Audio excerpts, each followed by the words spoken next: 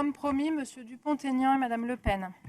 Merci Madame la Présidente. Monsieur le ministre d'État, vous avez admis la gravité des faits et vous l'avez dit dans votre propos introductif. Si j'ai bien compris, le 2 mai après-midi, votre directeur de cabinet vous informe de cette vidéo. Et là, j'ai une question, Monsieur le ministre, très précise. Monsieur le ministre, j'ai une question très précise. Quand le 2 mai, votre directeur de cabinet vous parle de cette affaire, il vous parle de M. Benalla. Et je voudrais savoir si votre directeur... Je ne sais pas si Monsieur le ministre m'écoute puisqu'il parle à son conseiller. Monsieur le ministre d'État. Il vous écoute, Monsieur Dupont-Aignan. Posez votre question. Je pose ma question. Vous avez deux oreilles comme Napoléon, une pour une personne, une autre pour une autre. Très sérieusement, votre directeur de cabinet, quand il vous parle d'un incident aussi grave, et vous avez reconnu la gravité de cet incident ou de cet accident, votre directeur de cabinet ne vous parle pas de M. Benalla, et il ne vous parle pas de son salaire de 10 000 euros, et il ne vous parle pas du logement de fonction, il ne vous parle pas de sa voiture, il ne vous parle pas du fait qu'il a fait une demande d'armement qui a été refusée. C'est-à-dire, je voudrais comprendre comment un directeur de cabinet qui relate un fait grave, d'une manifestation d'un conseiller du président de la République, peut ne pas informer le ministre de l'Intérieur des données factuelles qui sont celles de ce chargé de mission. Et je m'interroge, et je me demande, et je pense que tous les Français se demandent, comment le ministre de l'Intérieur, ministre d'État, qui de surcroît a été l'un des premiers soutiens d'Emmanuel Macron dans sa campagne électorale, qui a suivi cette campagne, dans laquelle jouait un rôle clé M. Benalla, peut nous dire aujourd'hui, droit dans les yeux, je ne connaissais pas M. Benalla. Parce que M. Benalla, vous l'avez fréquenté obligatoirement, vous l'avez croisé du moins pendant la campagne électorale. J'y viens, madame. Vous l'avez croisé à de nombreuses reprises.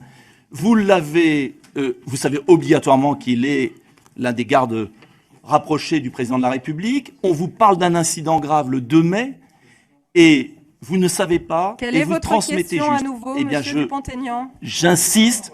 Je voudrais savoir si Monsieur le ministre d'État, en réfléchissant bien et en rafraîchissant sa mémoire, ne se souvient pas qui est Monsieur Benalla. Merci bien. J'ai évidemment dit que j'avais croisé M. Benalla, mais dans une campagne électorale, il y a des dizaines de personnes qui effectivement sont gardes du corps, dont on ne sait pas d'ailleurs, puisqu'à un moment donné, dans les campagnes électorales, vous avez des policiers qui sont aussi présents. S'ils sont gardes du corps, j'irai privés, ou s'ils sont effectivement policiers. Et donc c'est très exactement ce que j'ai dit. Pour préciser, mon directeur de cabinet, lorsque il a donc appelé le directeur de cabinet du président de la République, celui-ci lui a répondu, j'ai retrouvé le terme, que ce sont des faits inacceptables et qu'une sanction disciplinaire serait prise. Voilà, je vais à nouveau le terme exact. Madame Marine Le Pen. Madame Marine Le Pen. Vous vous appelez Madame Marine Le Pen, précisément? Rappelez-moi. Non, hein. Madame Marine Le Pen. Oui, je suis là. Monsieur le ministre d'État, vous nous avez expliqué tout à l'heure très longuement que nous étions dans une situation de risque terroriste maximum, ce qui n'est pas une surprise pour nous.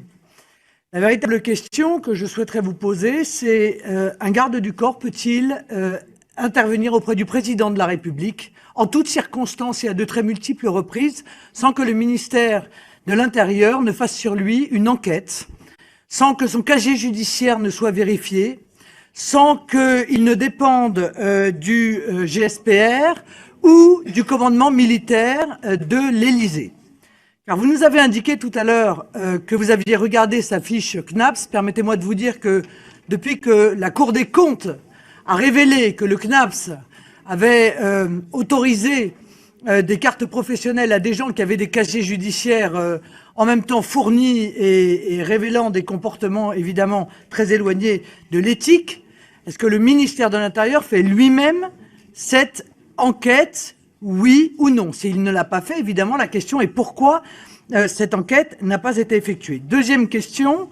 Selon les médias, M. Benalla aurait recruté un certain nombre de policiers et de gendarmes pour créer une direction en charge de la sécurité privée du couple présidentiel. Parmi ces fonctionnaires figureraient d'anciens gardes du corps de l'imam de Drancy, Hassen Chalgoumi. Pouvez-vous nous confirmer cette information? Et si oui, pouvez-vous nous indiquer si cet imam est en relation avec des services de renseignement étrangers?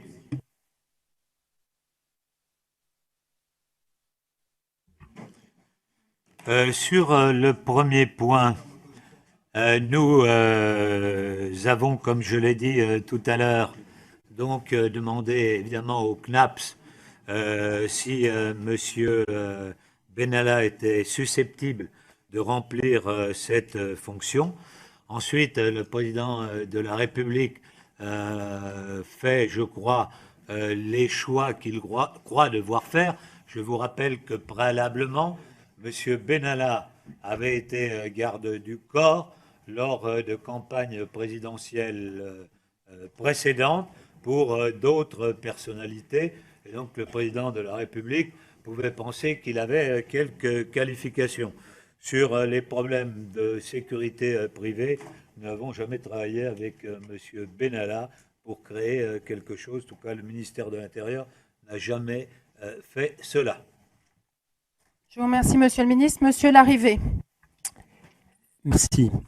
Je relève qu'à l'instant, Monsieur le Ministre, vous venez de nous indiquer que, je cite, le président de la République fait les choix qu'il croit devoir faire et que par conséquent, c'est bien lui, Emmanuel Macron, qui a choisi de confier à Monsieur Benalla les missions particulièrement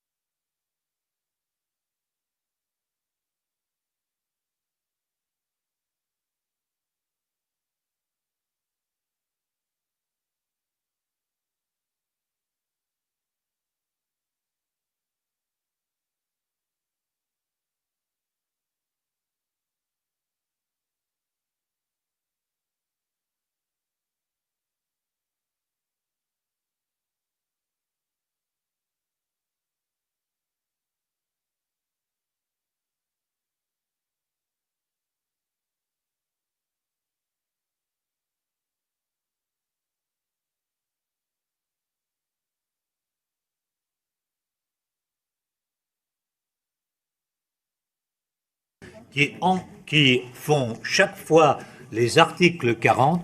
Je vous rappelle que des articles 40, il y en a des centaines qui se font. Et que, par exemple, il m'arrive quand ça crée, certains d'entre eux peuvent créer des problèmes. J'en cite un. Il se trouve que le préfet de la Loire ait pris un article 40 à l'égard du maire de Saint-Étienne. Et je ne l'ai su qu'après, au moment où ça faisait des incidents avec le maire de Saint-Étienne. Donc les articles 40, c'est au niveau hiérarchique, je veux dire, celui qui a le plus connaissance des faits, qu'il appartient de le prendre. Pardonnez-moi, sur ces deux points. Sur l'article 40, vous nous avez, monsieur le ministre, clairement expliqué que vous considériez que vous n'étiez pas l'autorité hiérarchique. Je ne conteste pas ce point en cet instant. Ma question, que je réitère, est la suivante. Si vous étiez, comme autorité hiérarchique d'un policier, saisi des faits d'un policier commettant de telles violences, est-ce que, dans cette hypothèse, alors même que vous seriez l'autorité hiérarchique de ce policier, vous saisiriez le procureur au titre de l'article 40? C'est ça ma question. Et quant à la première question, s'agissant du rapport, je note que vous m'indiquez n'avoir jamais été rendu destinataire d'une note sur les faits du 1er mai concernant M. Benalla. Est-ce qu'il y a bien cela? Les jours qui ont suivi, je n'ai jamais reçu une note sur les faits concernant M. Benalla. Je vous remercie, Monsieur le Ministre. Ce fut une longue audition de 2h30. Nous étions impatients. Madame la Présidente, de vous entendre.